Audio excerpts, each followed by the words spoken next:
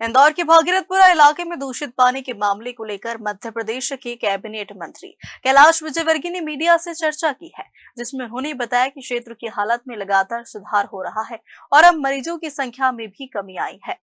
दरअसल कैबिनेट मंत्री कैलाश विजयवर्गीय और इंदौर की महापौर पुष्पमित्र भार्गव अपनी पूरी टीम के साथ भागीरथपुरा पहुंचे और मौके पर व्यवस्थाओं का जायजा लिया।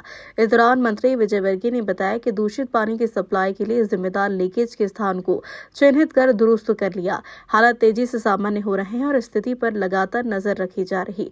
उन्होंने साफ कहा कि दूषित पानी की सप्लाई के मामले में किसी भी दोषी को बख्शा नहीं जाएगा और जिम्मेदारों पर सख्त कार्रवाई की जाएगी। इसके साथ ही उन्होंने अधिकारियों को निर्देशित किया है कि लोगों को शुद्ध पेयजल उपलब्ध करवाए जाएं और स्वास्थ्य सेवाओं में किसी तरह की कमी न रहे।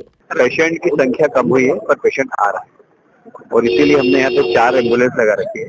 जो भी पेशेंट ऐसा है जिसको हॉस्पिटलाइज करना है तो हम हॉस्पिटलाइज करेंगे। हमने एमवाई में एक वार्ड बना दिया है, अरविंदो में 100 बेड का वार्ड बना दिया।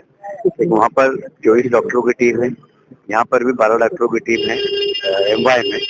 और आसपास के यदि प्राइवेट हॉस्पिटल में भी जाना चाहेगा तो उन हॉस्पिटल को भी हमने बोल दिया कि आप इनसे किसी से भी पैसे नहीं लेंगे और उचित इलाज करेंगे। हमारे कार्यकर्ता सारे हॉस्पिटल के अंदर भी खड़े हैं। वहाँ पर अगर उनको किसी भी प्रकार की तकलीफ आएगी तो हमारे कार्यकर्ता उनकी मदद करेंगे। सारे हॉस्पिटल में जहाँ जहाँ लोग भर्ती हैं वहाँ हमारे कार्यकर्ता हमने भिजवा दिया सुबह।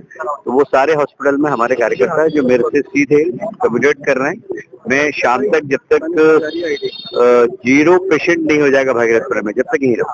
ये जो कल की जो घटना हुई पूरी में सर, आप पूरे राष्ट्रीय स्तर पर ये बात करेंगे, क्या कहेंगे, क्या वाकई में कोई बड़ी त्रासदी? देखिए, मुझे लगता है कि चूक तो हुई है और अभी हम इसके बारे में चर्चा करें। इससे अच्छा है कि हम पहले इसको सबको ठीक करें और इससे, क्योंकि कई बार वातावरण के कारण भी लोग बीमार हो जाते हैं। तो वातावरण हम सकारात्मक करें और जो भी थोड़ा बहुत पेशेंट है 0 पेशेंट हो जाए, उसके बाद हम जिसकी भी गलती होगी उसको बख्शेंगे नहीं, चाहे वो किसी भी अधिकारी, किसी भी लेवल का अधिकारी हो, हम बख्शेंगे। कल काफी सारे बना हुआ है, अलग आंकड़े आ रहे हैं, कोई 7 कह रहा है, कोई 5 कह रहा है। अभी मैं इसके बारे में कमेंट्स नहीं करूंगा क्योंकि कुछ नेचुरल डेथ हुई है और कुछ जिसमें भी डेथ हुई है।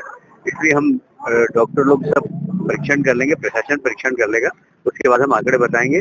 और जितने भी मृतक है उनको 2-2 लाख रुपए तो माननीय मुख्यमंत्री जी ने दिए, बाकी भी हम सामाजिक संगठनों से उनको राशि देंगे। देखिए, बहुत दुखद और दुर्भाग्यपूर्ण है और प्रथम दृष्टया पानी में कंटामिनेशन और उससे हुए इन्फेक्शन के कारण ही विशेषकर भागीरथपुरा क्षेत्र के लोगों को इन्फेक्शन हुआ है। और ये बहुत दुखद है कि अभी 3 लोगों की इसमें मृत्यु भी हुई है, जिसकी अधिकृत जानकारी स्वास्थ्य विभाग ने भी दी है। लेकिन मेरी जानकारी के हिसाब से 4 लोग और हैं जो इस बीमारी की शिकायत के साथ अस्पताल पहुंचे थे और उनका भी निधन हुआ है। तो अधिकृत स्वास्थ्य विभाग पूरी जांच पड़ताल करके जारी करेगा। लेकिन मेरी जानकारी के हिसाब से 7 लोग दिवंगत हुए हैं और प्रथम दृष्टया पानी की लाइन में ड्रेनेज मिलने से कोई एक स्थान तो निकला है, पर मुझे लगता है कि उसके अलावा भी कोई जगह हो सकती है। और इसके अलावा भी जहां जहां से हमको अभी शिकायत मिली है गंदा पानी आने की, उन सब पॉइंट को हमने ठीक किया है। भागीरथपुरा के हर घर का सर्वे करा लिया है और कल भी हर घर पे लोगों से हम मिल के आए थे। आज भी सुबह से सब लोगों से मिले हैं। दोनों संजीवनी पे 24 आवर्स के लिए स्पेशलिस्ट डॉक्टर यहाँ हैं जो तुरंत उनको आसपास के जो हॉस्पिटल हमने चिन्हित किए वहाँ भेज रहे हैं।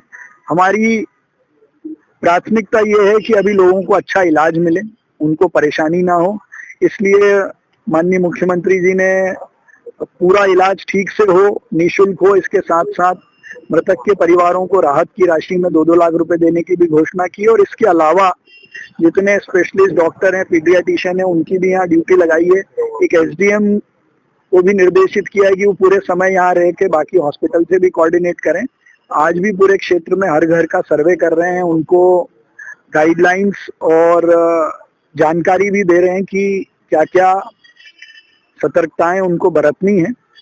हम सब लोगों के बीच हैं, उनकी समस्या में, उस दुख में उनके साथ हैं और माननीय मुख्यमंत्री जी ने भी निर्देशित किया है कि जो भी अच्छे से अच्छा हो वो सब करें। भैया सबसे बड़ी बात यह है कि आपके पास भी शिकायतें आ रही हैं, अस्पतालों में जो मरीज पहुंच रहे हैं उनसे पैसे अभी भी मांगे जा रहे हैं, लिखित में कोई आदेश नहीं पहुंचा। लिखित आदेश के मैंने निर्देश दे दिए हैं, वो जारी कर रहे हैं। और परसों रात को ये आदेश जारी हुआ था कि किसी से भी शुल्क नहीं लिया जाएगा। उसके बाद से किसी से कोई शुल्क नहीं ले रहे हैं। उसके पहले जो लोग डिस्चार्ज हो गए और उनसे जिनसे शुल्क ले लिया था उसको वापस करने का भी निर्देश दे दिया है। सीएमएचओ उसकी भी गाइडलाइन जारी कर रहे हैं। और ऐसे कुछ लोग हैं जिनसे ले लिए हैं, तो यहाँ संजीवनी ऐप पे आकर एसडीएम बैठे हैं, हमारे सीएमएचओ खुद बैठे हुए हैं, उनको उसकी जानकारी दे दें, उसकी भी प्रोसेस करेंगे।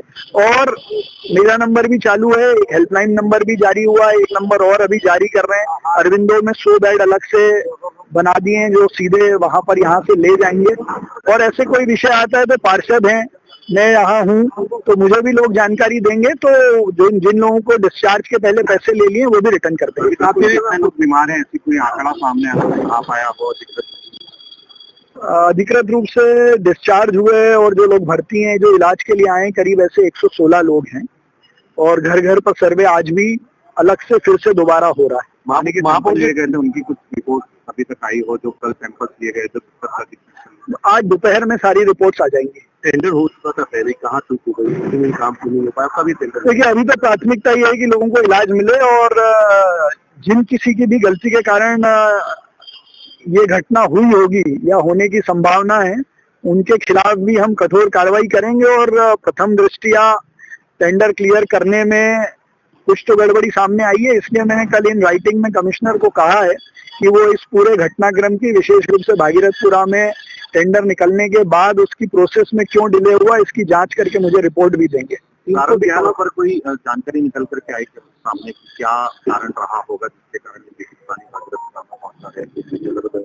देखिए, प्राथमिक रूप से तो जो एक कल पॉइंट एक लीकेज मिला है, इसके अलावा भी कल हम पूरे एक एक गली में घूमे थे, तो कुछ जगह और भी ऐसा होने की संभावनाएं हैं। उनको सबको लगातार 24 घंटे से नगर निगम की टीम एक एक गली में काम कर रही है। और देखिए, मैं तो घटना भी दुखद है और नैतिक रूप से शहर के प्रथम सेवक होने के नाते ये जिम्मेदारी भी हमारी है। ये 311 पहले भी शिकायतें की गई, लेकिन उसका निराकरण नहीं हो पाया। देखिए, 311 और सीएम हेल्पलाइन पर लगातार शिकायतें इस क्षेत्र की और अन्य क्षेत्र की भी मिल रही हैं। 48 घंटे में हम उनको ठीक करते हैं और जो नहीं हो पाई इसीलिए दोषी अधिकारियों पे प्रथम दृष्टिया कार्रवाई हुई है। और जो बड़े अधिकारी भी दोषी होंगे उनके खिलाफ भी हम कार्रवाई करेंगे, क्योंकि ये बहुत गंभीर विषय है। साथ ही अभी जितनी एप्लीकेशन या जितनी शिकायत पेंडिंग है, उनको भी पूरे शहर की सारी टीम को कहा है कि 24 घंटे में उनको हल करें।